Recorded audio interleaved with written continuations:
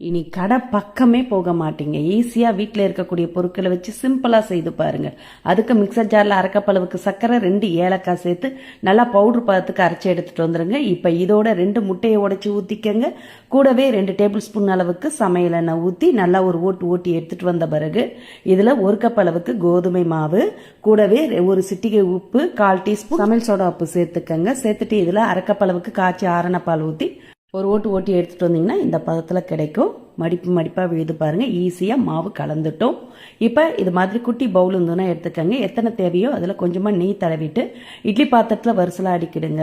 அடியில் தண்ணி ஊற்றி இட்லி பிளேட்டை போட்டு இது மாதிரி வரிசலாக அடுக்கி கலந்து வச்ச மாவை பாதி அளவுக்கு ஊற்றிட்டு மேலே கார்னிஷ்க்கு பாதாம் பிஸ்தாவை பொடியாக கட் பண்ணி தூவி அப்படியே இட்லி பாத்திரத்தை மூடி அடுப்பை லோ ஃப்ளேமில் வச்சு 10 நிமிஷம் ஸ்டீம் பண்ணி எடுத்தீங்கன்னா நல்ல பஞ்சு மாதிரி சாஃப்டான கப் கேக் ரெடிங்க. ரொம்ப சிம்பிளாக வீட்டில் இருக்கக்கூடிய கோதுமை மாவு வச்சு 4 மணி பலகாரம் ரெசிபி.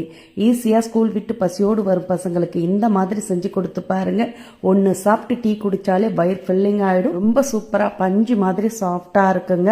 உங்களுக்கு முட்டை சேர்க்க விருப்பம் இல்லாட்டி அரைக்கப்பளவுக்கு தயிர், 1/2 டீஸ்பூன் பேக்கிங் பவுடர் சேர்த்து செஞ்சீங்கன்னா இதே டெக்ஸ்சரில் இதே மாதிரி சாஃப்டாக சூப்பராக கிடைக்கும். கண்டிப்பாக இன்றைக்கே ட்ரை பண்ணி பாருங்கள்.